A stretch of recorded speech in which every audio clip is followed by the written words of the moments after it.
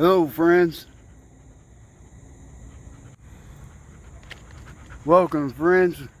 Getting on track today. Dean and Shadow just wanted to say hello. Dean's not the host or narrator type and uses animation to get the information out that he has to share. I am also supposed to announce that Dean is available for one-on-one instruction. He's set up for group meetings, but he wants to start out small. Just leave a message in the comments that you would like him to contact. Then through your channel site he will drop you a comment and get your email from your channel on the About page. However, it might be easier just to sign up for a free account on www.friendfortheartists.com. As Dean was rehearsing for the training video, he realized he had to get some supplementary videos out to support some training on black ink painting. This video is some background information for artists and photographers. The topic is bamboo. Right now, Friend for the Artist is a small channel. We are looking for team members. We want to find channels with parallel topics to recommend.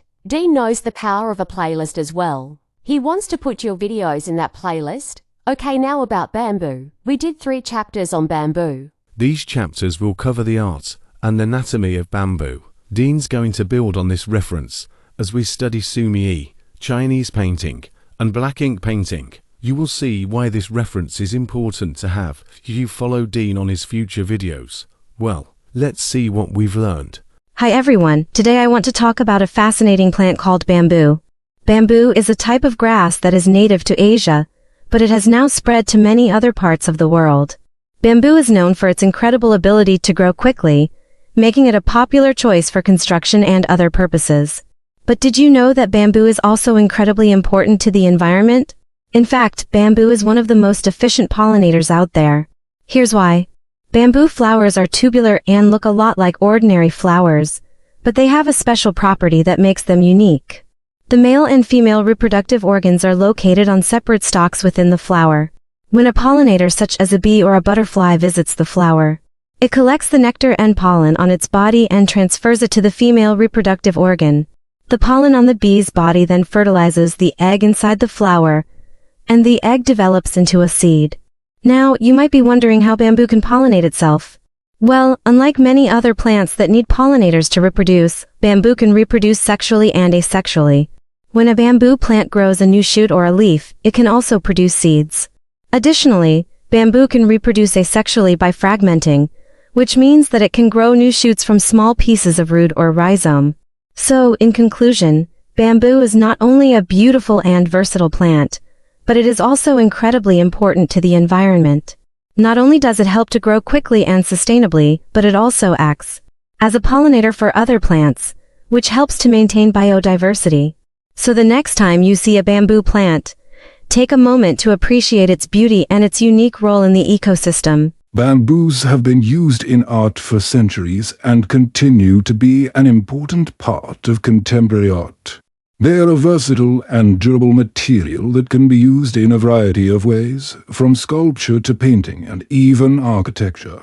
One of the most famous examples of bamboo use in art is the Golden Bamboo Pavilion at the 2011 World Expo in Shanghai, China. Designed by the local architecture firm, the structure is made entirely of bamboo and gold leaf, creating a stunning and unique focal point for the event. Bamboo's ability to withstand harsh environments and adaptability to different conditions has also made it a popular choice for artists who are looking for a sustainable and eco-friendly material. In fact, bamboo is one of the fastest-growing plants on the planet and can be harvested repeatedly without damaging the environment. In contemporary art, bamboo is often used to create abstract and minimalist sculptures that are both functional and beautiful. The natural grain and texture of the bamboo gives each piece a unique look and feel, making them popular among collectors and art lovers alike. Overall, bamboo's importance in art cannot be overstated. Its versatility, durability, and environmental appeal make it a valuable and respected material in the world of contemporary art. Hello everyone. Today I want to talk about a traditional Japanese art form called sumi and how it relates to Chinese painting. Sumi is a style of Japanese ink painting that dates back over 2,500 years. It is a technique that involves using very fine brush strokes and a mixture of black and white inks to create delicate and elegant landscapes, flowers, and still life paintings. But what makes Sumi unique is that it is created on specially treated bamboo brushes. The brushes are different from traditional Chinese brushes, which are made of animal hair. The bamboo brush has a soft, flexible nature that allows for more control over the ink and allows for subtle variations in color. So, how do Chinese painting students learn to paint bamboo first? In Chinese, Sumi is called shuhao, which translates to study of the bamboo brush. This is because learning to paint with bamboo brushes is an essential part of the Sumi technique. In order to learn how to paint with bamboo brushes, Chinese painting students start by practicing with traditional brushes. This allows them to develop their traditional painting skills while also learning how to use the bamboo brush. Once they have developed their traditional painting skills, they can then start practicing with the bamboo brush. This process takes a long time and patience, but it is essential to mastering the art of Sumi. In conclusion, Sumi and Chinese painting share a common goal of creating beautiful and refined art. Both techniques involve the use of unique brushes, and both require practice and patience to master. By studying the techniques of Sumi, Chinese painting students have gained valuable insights into creating beautiful paintings that embody the essence of Japanese culture. Hello everyone, today I would like to talk about the anatomy of the bamboo plant in detail.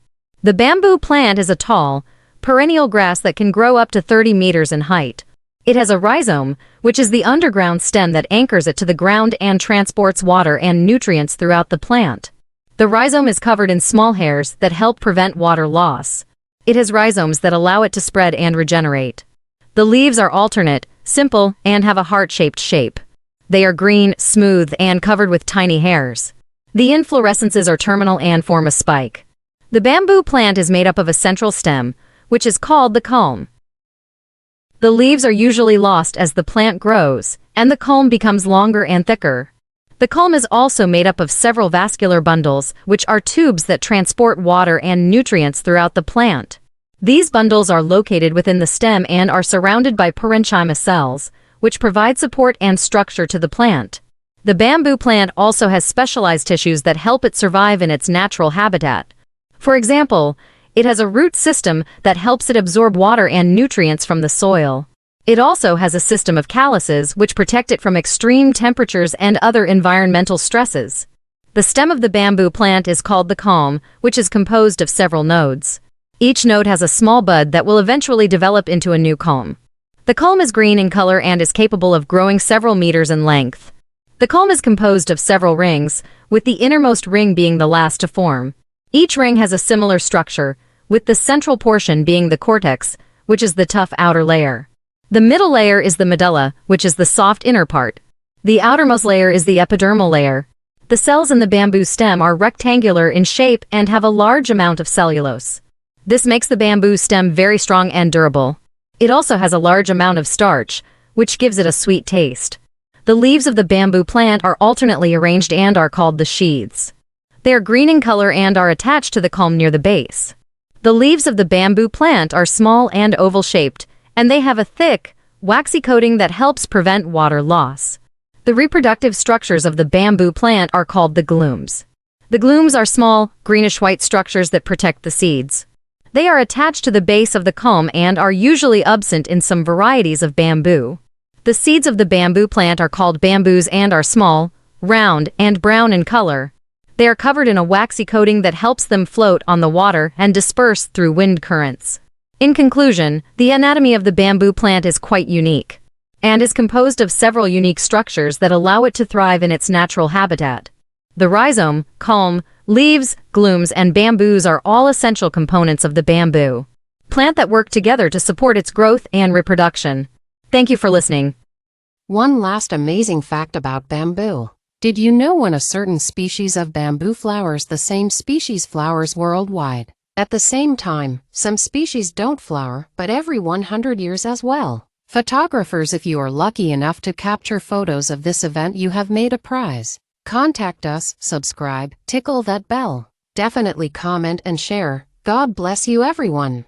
Remember to love your enemies as well as your friends. Bye. God bless you. Please don't buy into all the hatred out there. We love you. Remember, where there is no vision, the people perish. Artists, there's a political party that wants to destroy our vision and censor our work. Let's give them our visions in response.